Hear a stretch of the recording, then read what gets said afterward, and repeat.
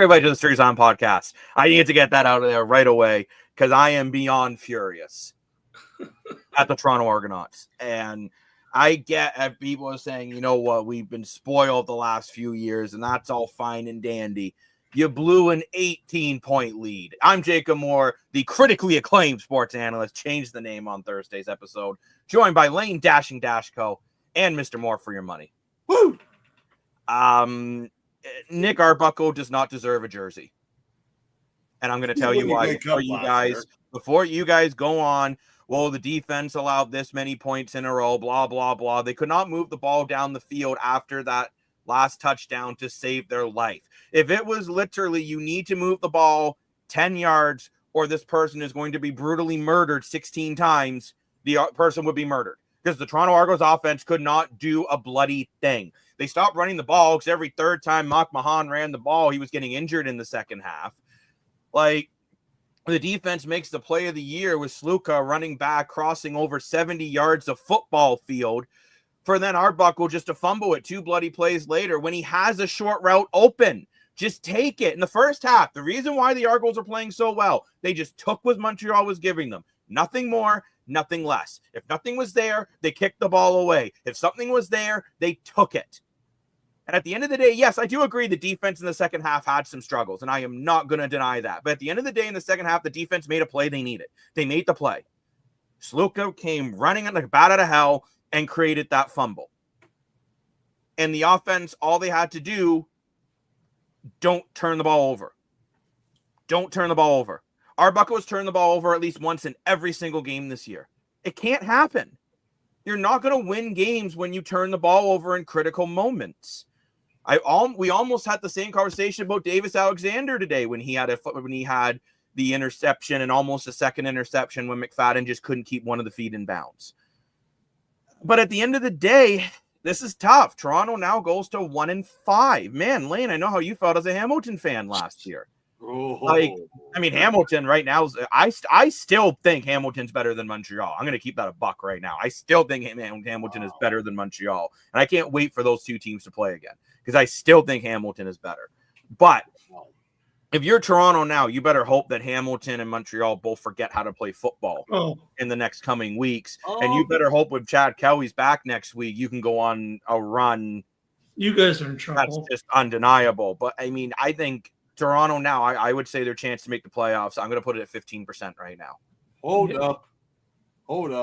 Okay, if you're going to be all positive and smiling and loving, I'm not being. I'm just saying there's something big that you're forgetting about. David Alexander, what he did tonight was very, very cute. That's why I would rate it. It was very cute. Dan. He threw over it was like he won the high school football game in the Walt Disney movie. Awesome. But guess what? By him being cute, he has re-injured his hamstring. True. Montreal went 0-2 without him. And I love Buffalo Thompson, I really do. But the point is, they haven't won a game without him.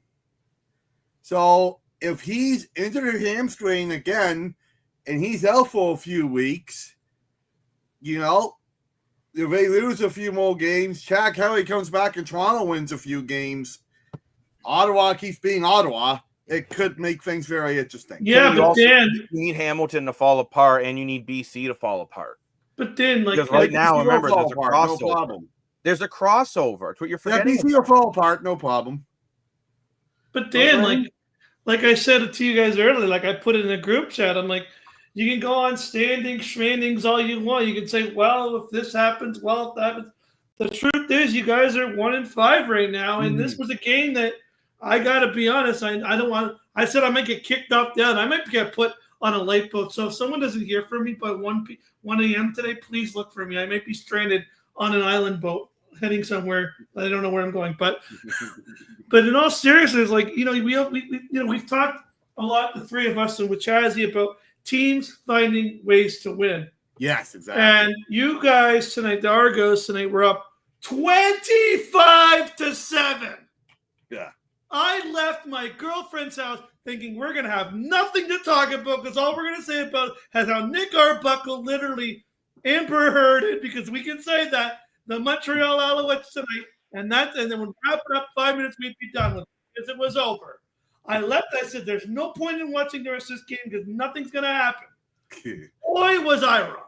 The CFL, you just never know. And I left my girlfriend's house, went downstairs to my car, drove from Burlington to Stony Creek, and walked into my door. I said,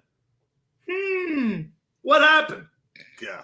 But I don't get it. Like, I don't know. We talk about it. I understand, you know what? And I want to bring up a point that Jacob made a few days ago. We were talking about the Blue Jays, right? Yeah, exactly. What did Jacob said? I want to ask him something because I want his opinion on this. Because Jacob said to me, the Blue Jays, their bar has to be playoffs or none. Yeah. I'm with the Argos. You guys have won 2 Grey Cups. I think the bar for them is even raised higher because you're coming off the Grey Cup to be 1-5 and lose a game like that. Come on, that's unacceptable. You can talk about the roughing the passer. You can talk about Nick Arbuckle. It wasn't roughing the passer. It was fine. No, I'm just saying you can talk about all you want. It was a high hit, but no, it wasn't. That's not a penalty. At the end of the day, it's not a penalty. You have your Argo blinders on. That is not a penalty. If that was Winton McManus driving Davis Alexander to the field, you'd say it was a clean hit. He hit his bloody head, Will. How much higher did he get than that? Didn't. No, he didn't. He didn't hit his head. He hit his arm. Now, again, I just want to say. That's not a penalty. And, okay, Lane, if they were 1-5 with Chad Kelly at the helm, and I already know you compared it to Austin Matthews to the Leafs versus Chad Kelly to the Argonauts. But there's one thing that's very, very, very, very, very different.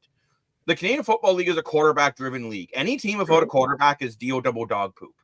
Mm-hmm. I would like to say when you look at the teams that are terrible.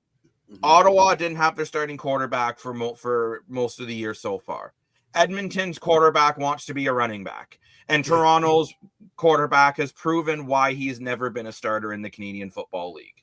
Yeah, I agree with that. But and it's just when you're saying about, and you're comparing it to other sports, it's like saying for the Jays, if their 3 aces and their closer got injured, would you still expect them to continue to win baseball games? The answer would be no, because the defense do much about pitching. The offense didn't do much about quarterback play. And Nick Arbuckle going into the second half was 17 for 24, 198, and a touchdown. He finished the game 28 for 40, 242, a touchdown, and a pick.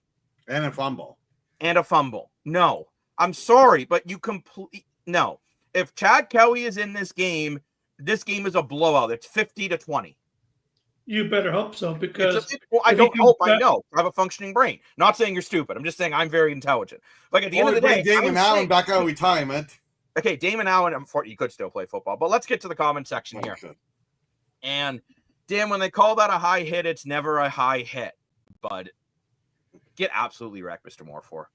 Look, I'm just saying, like, okay, yeah, you know what Chad Kelly probably does win you this game. But your defense could have made one stop. Okay, Lane, what would you call running over 60 yards backtracking to create a fumble to save the game? True. Suka did that. Yeah, fair enough. They did that. What was the Tavares McFadden interception in the first half? What was the deep shot that McFadden blocked away? They made plays tonight. At the end of the day, they made plays, and the offense put up 7 points in the second half. What I don't understand about this whole thing. I noticed you. I noticed the comments. I was just in rant mode. Better late than never, but never late is better. They say time is money. Let's spend it together. What's up, Smith Key? Great, Will. No, what I was going to say is, I love Nick Arbuckle as a person. I really do. I don't know why, but I've been a fan of his for a very long time. I'm just saying he should be a starter in the Canadian Football League. However, I agree with you. He really screwed up. Because you look at that play, the fumble, okay, whatever. But the play that really got me... Okay, whatever. The fumble was way worse than the other play. The other play, I actually understand the logic. You're down. You're running out of time. You push the ball downfield. It's not the read. Well, it was only your second down, and you and I both said we are free down territory. You had Coatsy showed we are that's open. Why would you bomb it down in double coverage? It doesn't make any sense. Forward the coach, get the third down, set up with a field goal, and win the game. Or, as much as everyone doesn't agree with me, I like you this can point score one point in the CFL. Yeah. Pick the damn Rouge. Get to Rouge territory, boot it. At least then, I didn't think about Montreal's got to make another play without Davis Alexander in the game. And MBT, ever since he left Toronto, has forgotten you need to score more points than the other team to win. So at the end of the day, they would have had a shot. But, and Lane, I get what you're saying. The defense need to make plays. I felt the defense did make plays this game. Yeah, I guess I'm being, the second half. I'm just saying, I did struggle in the second half. I do agree with you, but you also got a couple. You did get an interception. You did get a fumble. You did create 2 turnovers tonight. Alexander in the first half, I was debating on saying, do you pull him? He was struggling so much. So the Argonauts defense, allowing the 12 points in the fourth quarter is not good. I'm not denying it. But at the end of the day, they make a play to save the game, and then 2 plays later, you're fumbling it. That's the issue. For sure. You got a dog-tired defense trying to make another play. True. I did have a question that I would like you guys to pitch. That you guys would like both the Moore brothers here. Here's my concern now, right? And maybe I'm overlooking it, but because I am the pessimist here, and I'm always looking at it from the glass half empty side of things. Not Mr. Positive Rainbows. But I do want to ask, where do you feel like the Argos confidence level is right now? And that's what scares me. It's like now, now what scares me now is, okay, even if Chad Kelly does come in next game, where is the mental state of this team that, you were 1-4, about to be 2-4, a game that you could argue, you should have won the way the state of the game was. There was when you went into halftime, this game was over, and if you just play half decent football for the next half and get 1 field goal the rest of the game, you win the game, right? Like this is a comeback that really should have never have happened. All you had to do was get 1 Rouge or 1 field goal the rest of the game, and you would have won, right? So my question to you guys is, and I feel like I'm going to bring this back to last year because you brought up Hamilton. It's the same thing where it's like, at what point does it become too late where even if Chad Kelly does make it and he still hasn't played in 5-6 weeks, he still might need a week or 2 to get ready. You see, sometimes when someone comes back, they still need that time to adjust, to get back into their sets and their motions and everything. For sure. What point is it going to be too late for a team that's I think is honestly running out of time? Do you know what's really unique when you have a league of only 9 teams? It's really unique as not much competition. So, and I would say normally it's too late at this point. However, we have seen teams cross over, make the playoffs, while being under 500 in the season. So anything can still happen here. Like the Argos can go on. The Argos lost 5 games in a row or whatever. They could easily win 5 games in a row. We're only week 6, and then you got Ottawa that could lose a bunch of games. I don't know. Yeah, if you were a team like the NHL, what was the league of the NHL chamber? You got 30 teams competing. To have all of them blow up are kind of unlikely. But the CFL, I don't know. Calgary almost made the playoffs last year. We only won 4 games. Now, Dan, the interesting thing here is the Argonauts still have 12 games left. Right? And if you look at the games, okay, you got Winnipeg at a home and home. I don't know how. You got to find a way to you got to win at least 1, if not both. 1. Yeah. Then you have Ottawa, Edmonton, BC. Mm-hmm. If you can sweep and beat Winnipeg and beat Ottawa, beat Edmonton, and beat BC, which, let's be honest, I think those are doable games. Yep. Then you have Hamilton. That's going to be the toughest one out of this upcoming. I would say in the next 4, they have to find a way to win 3. If they can find a way to win 3 of the next 4, they have a shot still. Yeah, but if they lose, it's getting harder and harder. It is getting harder. But Dan, to make up your point there, I'm going to remind you of a team called the St. Louis Blues. That's true. Who, when they won the Stanley Cup, and I'm just not me saying the Argos going to win the Grey Cup this year, by the way, but when they won the Stanley Cup, they were dead last until one player came up named Jordan Binnington. Yeah. Chad Kelly could be the Jordan Binnington. Exactly. He's going to have to be. You look even again this year look at the Calgary Flames. I know they just fell short, but look how close they were when they were way out. Look at the St. Louis Blues again this year. They were so far in the basement, and yet they found a way to claw their way back. Look, do I honestly, if you're going to ask my opinion, do I think the Toronto Argonauts will make the playoffs this year? No, I do not. I think they have dug too big of a hole. Am I going to give up on this team as a fan? No. The reason being as well, when you win 4 Grey Cups in 7 years, that's pretty good. Eventually, something's going to give, right? That's why it's been so impressive the Winnipeg Blue Bombers have made it to the Grey Cup 4 straight years. Even Winnipeg this year. 5 straight years. 5, sorry. Let's be honest here. The Winnipeg Blue Bombers don't look as dominant this year. I think we're seeing a change in the tide in the CFL, where it's going to be the Calgary Stampeders, and I might throw up a little bit when I say in the Hamilton Tiger Cats, who are now going to be the 2 teams that really, I think, are the face of the league. I don't think Montreal's the face of the league. At the end of the day, you almost lost to a 1-4 football club. Yeah, exactly. Right? In the first half, you got the doors blown off you. And I just feel like Calgary right now and Hamilton are the teams to beat. So if you look at Toronto, I do think Toronto could win 3 out of their next 4 with Winnipeg, Ottawa, Edmonton. If you do that, you still have a shot because Montreal they're 4-2 right now, but as Dan pointed out, Davis Alexander is injured and they got to go play Calgary. They got to go play Saskatchewan. They got to go to Calgary, then they're back home in Saskatchewan. Then they get Edmonton, then they get BC. Let's say Davis Alexander is out for that entire stretch and you go 1-4 and Toronto goes 3-4. All of a sudden you're right back in that mix. A lot has to happen. But let's quickly go back to the comments before we look at Hamilton's schedule a little further ahead as well. You guys barely made it when you beat Calgary, and you guys were losing by large margins going into halftime. Anything is possible. Let's not forget. That's true. Dan, you get to do your favorite thing. Which one? Oh, yeah. Anything's possible! Which we were wrong when we told Dan it didn't happen the year that it happened. It did happen! Well, the one that everybody knows from the but I don't remember what happened 5 seconds ago, but I do remember what happened 2 years ago. I do have another question before we move on. Ryan Dinwiddie, is he getting hot? Especially tonight? No. I disagree with Jacob. I think you have to look at this, okay? No. You either got to fire for GM because of decisions he made in the off seasons, which you cannot fire Pinball because he's the most lovable human being on the face of the earth. So you have to fire them. Well, Dinwiddie did win you 2 Grey Cups. So you got to fire the coordinators at this point. You got to do something.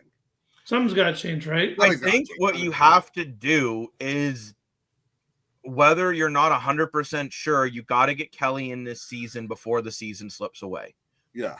Because this was a game, and I'm sorry, you win if Chad Kelly is playing. So I'll just say something here. Do you know if you win this game if Kelly is playing, then do you know who I blame this whole game on?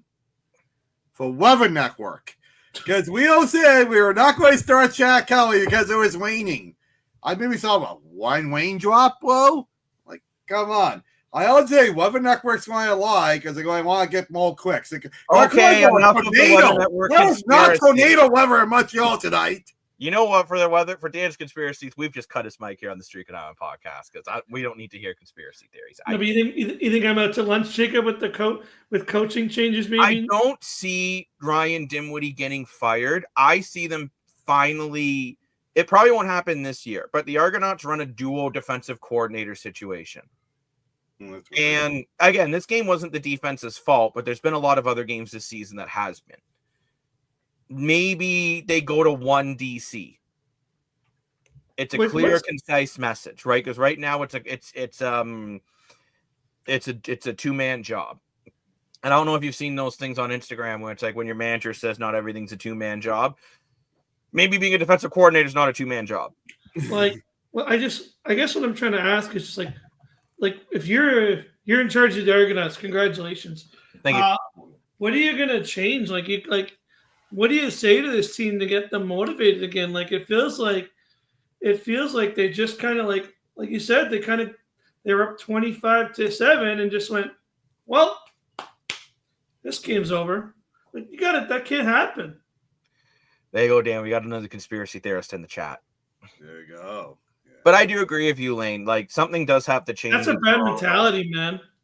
But I don't think it's coaching just because of the success. If they were 1-5 with Chad Kelly and Winston McMahon healthy the entire season, then I think Ryan Dinwiddie might be out the door. Oh, for sure. But you've lost your two best players on this roster, and I do think though, like I'm not keeping Ryan Dinwiddie completely blameless in this game. He's also the offensive coordinator, and the offense was way too passive in the second half. It was almost like Toronto was afraid to lose instead of trying to win. Yeah. Yeah. And what makes me worried is looking at Hamilton's schedule up ahead. Hamilton, at least the next 4, has got I'm going to call it a decently easy schedule. You have Ottawa, BC, Edmonton, BC. So Hamilton could go easily 3 for 4. However, I did predict that Ottawa would win Sunday's game against Hamilton back in Ottawa. And I'm not just, I think, I don't know, Hamilton's been on a bit of a run. They've won 3 straight. It's tough to win 4 straight in the Canadian Football League. So time will tell. But at the end of the day, I'm angry. I'm just straight up angry. Now, I just feel like when I'm looking at Toronto of late, you've lost. You could be 3-3 right now pretty easily. Oh, for sure. Like, we go back and look, okay? The game against Saskatchewan, you lost by not putting enough players on the field. The game against Hamilton, you lost because you didn't double team Kenny Lawler. Could have won that one. Could have won that one, and you could have won. You easily could have won tonight. You could be 3-2 right now, and tied for first in the East. I just want even with the injuries. I just want to point out, give a shout out to Gennari and Grant, since Jacob did say counting the men on the field. I feel like we lost those games in the beginning of the year because of missing Gennari and Grant, because we were starting the offense 10 to 15 yards less than what we normally would. And I gotta say, I give Grant so much credit because when Grant is in the game, the offense looks so much better because they start in different field positions. And I just love the fact of how serious Grant takes his job. You noticed in that running back play with only a couple seconds left on the clock, what was he doing? Is he just going blah, blah, blah, blah, getting loose? No. He was fired up, and he was literally counting how many men were on the field. Make sure they had enough guys on the field. So, but I will say, Darian Grant did have a bit of an off game. I'll give a shout out to Grant. He's been a really good guy. Grant did only average 12.8 yards per kick return, which did, and only 11.5 per punt return. I understand tonight wasn't a highlight reel night. I'm just saying, on average, if you look at the games without Grant, what were we getting on average return? 2 to 5 yards? Mm-hmm. So you're going from 2 to 5 between the 2 to 5 to 11 and 13. What was our big differences? Now, Jacob, correct me if I'm wrong, but I could, and I probably am wrong here, but was it Coxie there at the end of the fourth quarter there when he ran backwards? Was that Coxie? Yes. Why was he trying to do? That was a bad play. Yeah, I don't know why. I love the guy, but it was. I get he's trying to fight for field possession, but I mean, like you're running back when you need the more you're at this point, the more yards, the better. It was a weird. I love the guy, but it was. But I'm also going to say this too. I think if I'm wanting a chunk play at the end of the game, I get Kevin Mattal is having a big game. I'm not putting Kevin Mattal on a big route and double coverage. I'm putting Coxie. Because DeMonte Coxie, at the end of the day, if anyone's going to make that catch, it's him. Also, too, we did also see Tavares Daniels not be able to come down with a big one on a deep shot. It was a good defensive play. That's but right, yeah. The receivers need to be doing – the most frustrating thing was, I'm not sure if you boys saw it, but to end the second quarter – Arbuckle overthrew a deep shot to Coxie that would have been that was brutal. And I mean, Coxie said, hey, I got to gut that out a little bit more. But between the two of them there, if you connect on that, you win this game. Oh, 100%. 100%. That's why I'm just saying, like, I really do hope I really do hope that Chad Kelly is back next week. Now, I mean, can Nick Arbuckle still go out and perform? I'm calming down a little bit. Yes, he can still go out and perform. I'm taking the fan hat off, putting the analyst hat back on. I will say, well, one thing I'm concerned about this game, and no one's going to talk about, is a concern about the league in general. It didn't really affect the play, but on the 2-point conversion, the play before Alexander lands in the end zone, he's grabbing his leg. Like I said, he's injured and all that, right? Mm-hmm. I won't say my comment I said off camera. I guess Jacob said I can't say it, but it was really funny.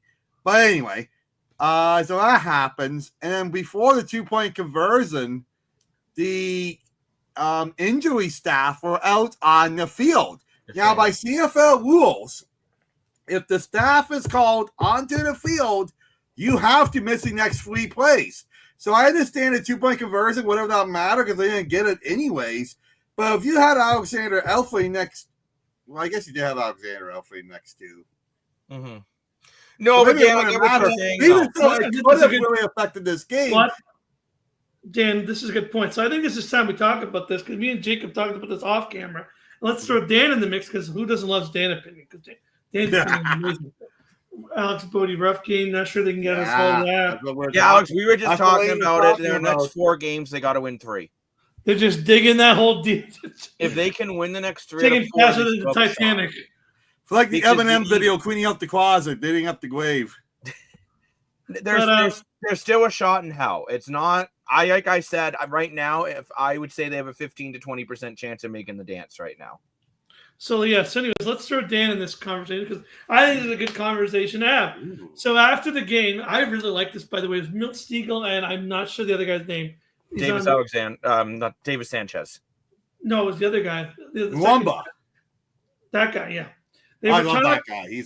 Him and Milt Stiegel were having a little bit of an argument back and forth about whether Davis Alexander should have played this game. Yes. And I thought it was kind of interesting because it's like, I don't know where I sit on this. I kind of sit on Milt Stiegel's side where it's like, you know what? I trust the player that if he's telling me that he's good to go, I can't sit there and just be like, well, no, you're not. But then the other point is like, yeah, but now look at him. He's playing in a game where he's not 100%. You could see it early in the game that he was limping. It wasn't like it was happening last second. He was limping all night. Right. So clearly, you should have listened to your medical staff and really gotten to – because now, yeah, you won a game that you probably shouldn't have. Whoop-de-doo. You won some miracle game. Congratulations. But now what are you going to do? Because now you're going to – now David Alexander could be another 4 games. Now what do you do? And that's what I said at the beginning of the show. This is a really cute performance from David Alexander. It's like a high school musical performance. And it's not a cute performance. You won the football game. Good job. Now, does that cost you the Grey Cup? At the end of the day, the training staff shouldn't have let him play, in my opinion. But I'm interested here, and Lane, I'll get to more into that why in a second here. But Keith Smith in the comments, I'm kind of sick of these major leagues trying to hide these players' injury severity.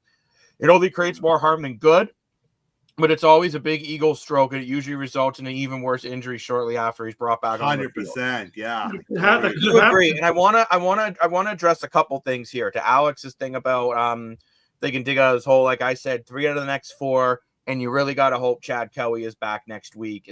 I think he was close this week because he did actually practice on the Sunday taking Team 1 reps. I blame the weather now. I do think Chad Kelly is close. I do think he is close. Number 2, Davis Alexander should not have been allowed to play when the trainers came out on the field, because when the trainers came on the field for Wynton McManus and he tried to shoo them away, they made him come off for 3 plays. Exactly my point. So he should not have been allowed to play on the field. So now to Keith Smith's comments, I agree with you 100%. I think if players are injured, they shouldn't be being glorified for playing hurt. Maybe if it's a Grey Cup game, sure. Week 7 in the regular season, when you have a decent backup, it doesn't make, even if you don't have a decent backup. At the end of the day, I think we need to start. I don't know if we almost need for players to come off the injury list. There needs to be a third-party doctor looking at them to see if they're actually good to go. It's kind of like the third-party concussion spotter. Because let's be honest, it's not good for the league if Davis Alexander misses another 6 weeks. He just tied the record for greatest start as a starter, going 8-0 in CFO history, tying Danny McManus. And now he could be out 4 to 6 weeks again. That's going to be my educated guess. Usually a hamstring, you're on the 6-game injured list. Yeah. And that's why it's kind of, and I hate to say saving grace for the Argos because I hate to see anyone get hurt, and I don't want anyone taking that as me saying I'm not. I'm very disappointed to see Davis Alexander getting hurt. I've made it clear he's not one of my favorite players in the league. I think he's a cocky little bugger. But at the end of the day, I don't want to see him getting injured. No. The Owls' next 6 games with the Stamps, Riders, Elks, Lions, Blue Bombers, Ticats, Rough Riders. Without Davis Alexander, how many of those are you winning? Yeah. Exactly. MBT as a starter since he's left Toronto has only won, I think, 3 games as a starter in the Canadian Football League. I'm not a big fan of him. I always liked him, but okay, but like in those next 6, what if Montreal only wins 2? Like all of a sudden they drop to 6-6. Toronto finds a way to go over their next 6. They find a way to go 4-2. All of a sudden, Hamilton can, even if Hamilton stays on a heater, all of a sudden Toronto and Montreal are fighting for second in the East. Right. It's becoming less and less likely, but Davis Alexander getting injured does throw a little bit of a flea flicker in the mix, we'll say, a bit of a surprise noodle. I don't know if you guys remember those Kraft Dinner commercials with the surprise noodle or distraction noodle, which was kind of weird. Mm-hmm. There you go. It's just like border security. I was a little worried when I first read that. Then I read it over again. I'm like, okay, we're fine. You still have to be checked at customs after you declare everything securities and on the plane. Yeah. And maybe that is something the CFL, maybe not even just the CFL. This is going to go back way back. It is going to age myself here. But do you guys remember Paul Kariya? Yeah. Oh, yeah. When he took that huge hit. Most legendary hit. And he doesn't even remember that game. No. Right? And so now, sure, Davis Alexander played. And, Dan, I wouldn't say it was cute. Davis Alexander balled out in the second half.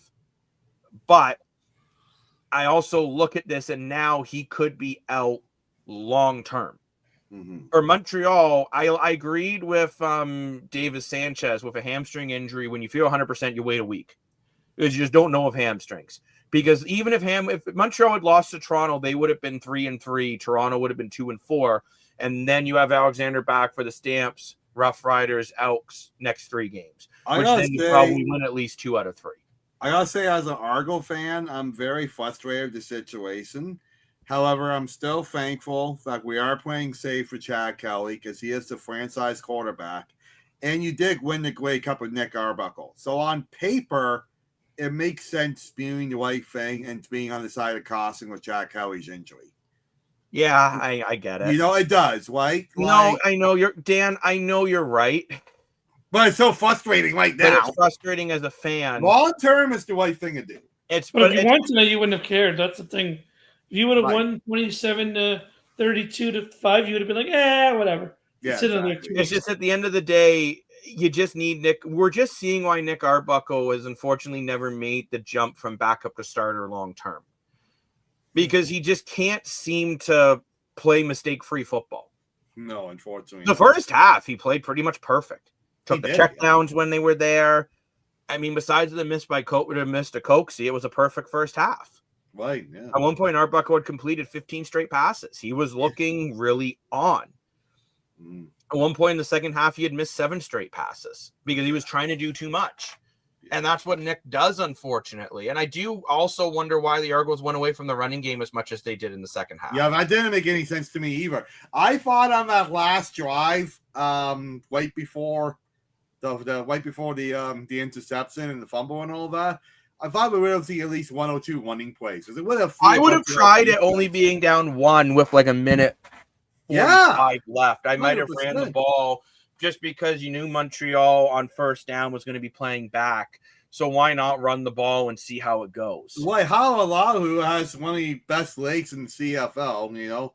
He's really good at kicking long field goals, right? So if you won the ball a few more yards and kept the ball, got up to around the 50, you could have been walking off the win with the field goal. So that is when, again, you do go to Lane's comment about coaching. Right. Ryan Dinwiddie, I think he's on a heated seat, not a hot seat. It's getting a little warm, but it's not burning yet. And actually, this brings up a whole other conversation, which we should have for another night. But maybe this is the issue with having a salary cap on the coaches. Yeah. Because Toronto, maybe they can't afford to have a pure just defensive coordinator, so they got to do it with the co-coordinators between the linebackers and the defensive line. Yeah. Right, and I do think it is hurting the league. Not letting teams one guy versus two. Well, no, you need both of those coaches anyways. Normally, there's those coaches and a full-time DC. Oh, okay. So maybe that is hurting the league. I think it is, but that's something I'd like to say for another night. But quickly, let's look ahead to tomorrow, because the sun will come out tomorrow, even in Toronto, and we have the Calgary Stampeders versus the Winnipeg Blue Bombers. And I'm going to say this is a really big game for Winnipeg, because you got the doors blown out last time you played Calgary, and you don't want that to happen again. Winnipeg fans will not be yawning like Dan. They'll be yelling like me and wanting to throw things through the wall. Oh, by the way, speaking of Montreal, did you see Sean Lemon re-signed with Montreal? No. So, Mr. As I like to say, guess who's back? Back again. Guess who's back? Hold your bets. Sean Lemon will be rejoining the Alouettes in 2 games, because now he's got to face his drug test, issues where he was suspended for drugs. Fun times. Well, obviously, Chaz's reaction to that. Yeah, it'll be interesting. But yeah, I do agree with Keith Smith here. Exciting rematch coming up.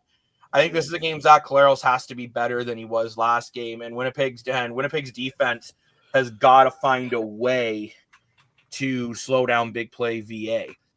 Side note, though, Dalton Schoen and Stanley Bryan are both injured for Winnipeg going into this one. Dalton Schoen was just placed on the 6-game injured list. Man, I bet Winnipeg fans are kind of feeling the way Argos fans are feeling about Kadeem Carey when they're watching Kenny Lawler do what he does and Dalton Schoen can't stay healthy. Oh, for sure. Yeah, 100%. So, be an interesting game coming up there, I'll tell you that.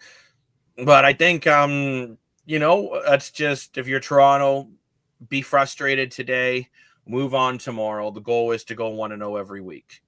And if you have one thing you can take away from this game, the thing that I kind of learned is you can never. There's one good thing. This might be good for the CFL, because I feel like this is a game that opens a lot of eyes, right? Here's a game that I thought was over, and I thought, it's turn off TV worthy at this point, but you never know in the CFL, baby. The CFL, you're never really out of the TV off. Like, I remember there was a game. Jacob probably wishes he turned the TV off. Yeah, exactly. There was a game I watched between the Saskatchewan Roughriders and the BC Lions. Saskatchewan was down 19 points with 3.5 minutes left. They lost by 2. Yeah. So what I mean is I can do it.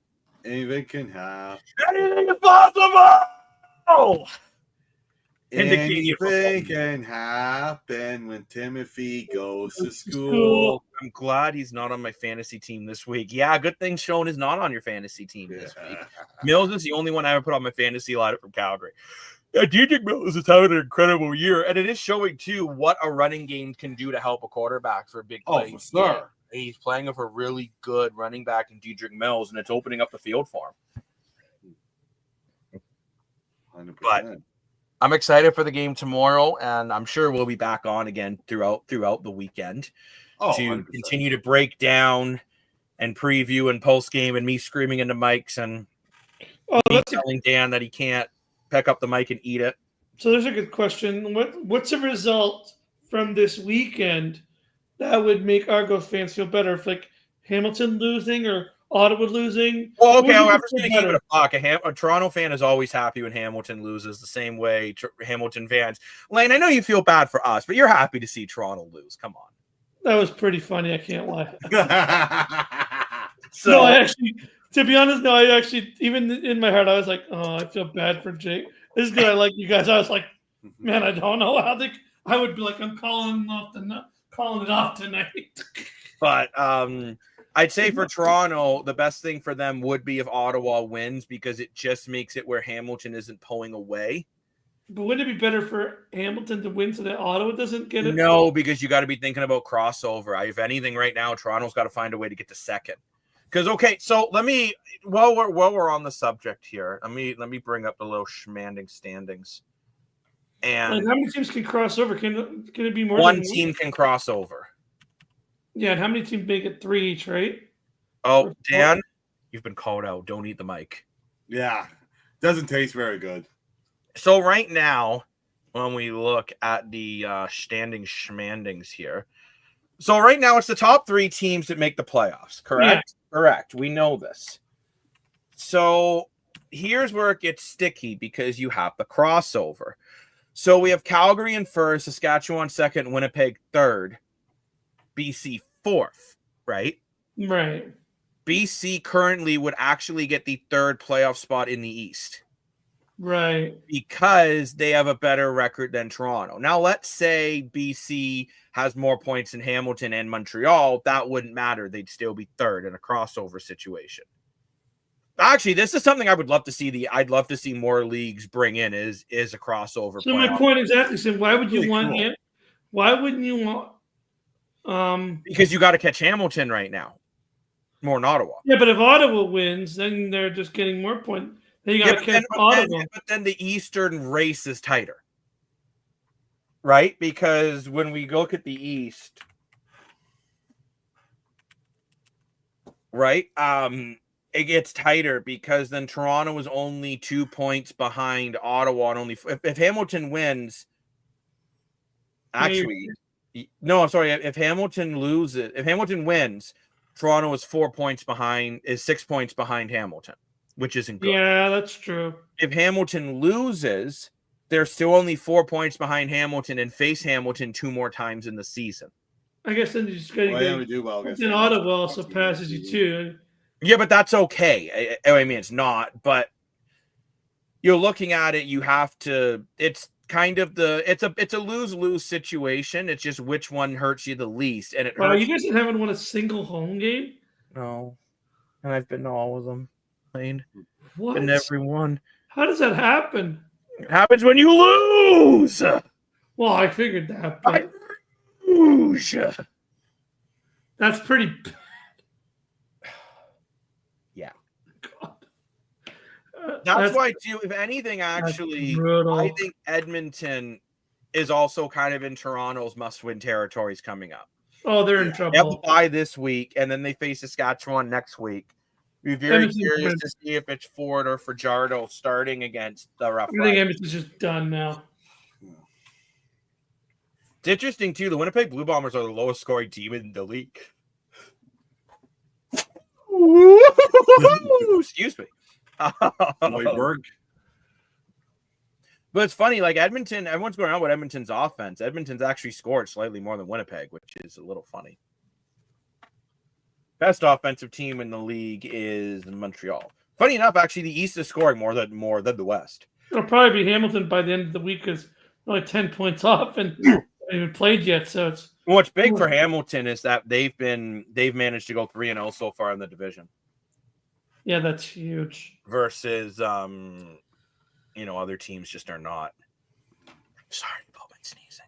It's gonna be an interesting weekend. Maybe Ottawa does you guys a favor and beats the Ticats, but it's gonna be tough. But Levi Mitchell, Kenny Lawler seem to have some chemistry. But Ottawa, like Toronto, found a way to lose last game. Let's hope they find a way to win coming up.